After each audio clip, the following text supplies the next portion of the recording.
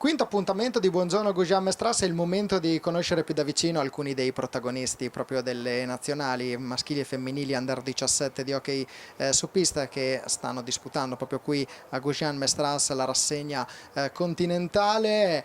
È una giornata molto importante perché parliamo della giornata che vede la quinta e ultima giornata del girone femminile, girone unico femminile. Ci sarà Italia-Inghilterra alle 10, partita molto importante. Una vittoria potrebbe regalare la finalissima alle azzurre e una vittoria potrebbe regalare la finalissima anche agli azzurri alle 17 in Portogallo-Italia, match che ricordiamo, così come Italia e Inghilterra di questa mattina, sarà trasmesso in diretta sul canale YouTube Skate Italia Hockey Pista. Come sentite in sottofondo ci sono le anatre e non solo, ci sono anche al nostro fianco Maria Boscaro, giocatrice della nazionale italiana femminile.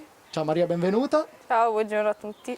E diamo il buongiorno anche ad Antonio Biasini, giocatore della nazionale italiana maschile. Ciao Antonio, buongiorno benvenuto. Buongiorno a tutti. Maria, partiamo dalla partita che avete giocato ieri contro la Spagna, quindi un match difficile, una squadra forte, quella spagnola, la candidata numero 1 a vincere questo campionato europeo. Com'è stata la partita? Qual è il tuo giudizio sulla partita? Sì, diciamo che la Spagna è la squadra che tutti sappiamo è la favorita e siamo entrate il primo tempo con una mentalità sbagliata e non abbiamo fatto subito quello che ci ha detto l'allenatore, cioè quello di pressarle subito i primi 3 minuti.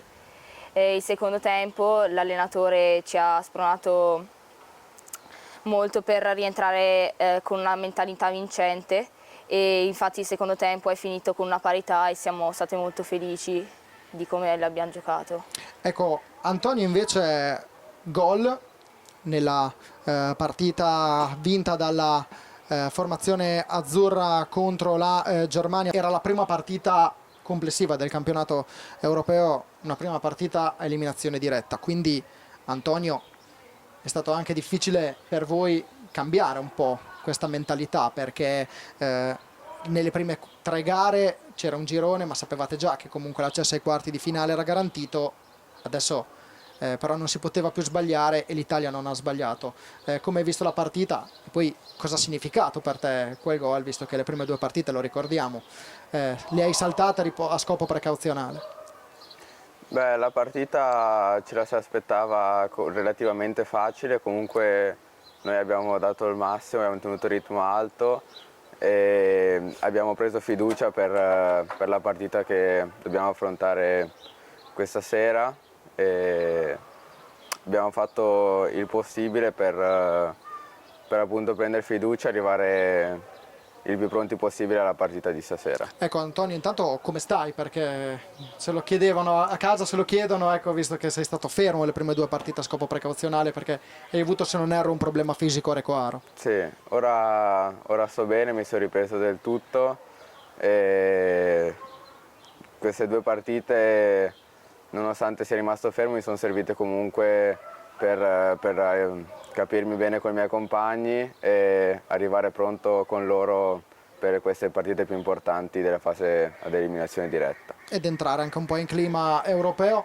Maria, parlando con te, tu giochi nel Trissino, presentiamo un attimo proprio, ti presentiamo al pubblico perché tu sei cresciuta nel Trissino, sì. Giochi nel Trissino in Serie A e quindi Maria, cosa significa e soprattutto che passione si respira a Trissino e poi chiaramente cosa significa per te giocare a hockey?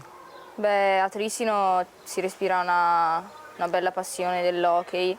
Diciamo che in questi ultimi anni soprattutto l'hockey sta diventando una grande parte della città e sta trasmettendo molto anche agli spettatori che lo vengono a vedere.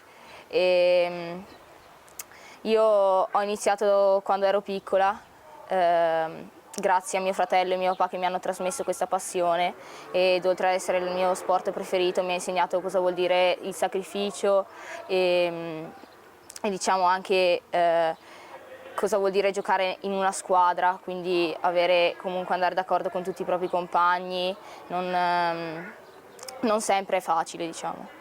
Invece Antonio, tu sei di Bassano del Grappa. Non ci sono tanti chilometri da Trissino a Bassano del Grappa, sono entrambe cittadine in provincia di Vicenza. Hai iniziato nell'Hockey Bassano 54, ora giochi nel Roller Bassano. Ecco, Antonio, cosa rappresenta per te proprio questa disciplina? Anche a Bassano si respira una bella passione. Sì, a Bassano, anche dal fatto che ci sono due società, è molto sentito come sport e soprattutto quando ci sono le partite c'è una bella atmosfera nel palazzetto con tanta gente che viene a vedere le partite, e per me l'hockey è stato da sempre nella mia vita da quando sono piccolo, perché giocava mio fratello e mi ha trasmesso questa passione anche lui, e mi ha insegnato tantissime cose, mi ha insegnato anche a perdere ogni tanto, però mi ha dato anche molte soddisfazioni. E questi sono valori importanti che ci hanno raccontato proprio in poche parole Maria Boscaro, Antonio Biasini, e di quello che è il messaggio che rappresenta proprio questa disciplina. Ultima domanda per voi ragazzi, perché come abbiamo detto abbiamo parlato di Spagna-Italia, finita 4-0 in favore delle Iberiche per quanto riguarda il femminile, abbiamo parlato della vittoria per 5-3 dell'Italia contro la Germania nei quarti maschili, però Maria, non si può non parlare di un'Italia-Inghilterra di questa mattina alle 10. Siamo svegliati un po' presto, abbiamo fatto un po' l'alba, siamo svegliati all'alba, però la partita di oggi è importante e c'è quel sogno.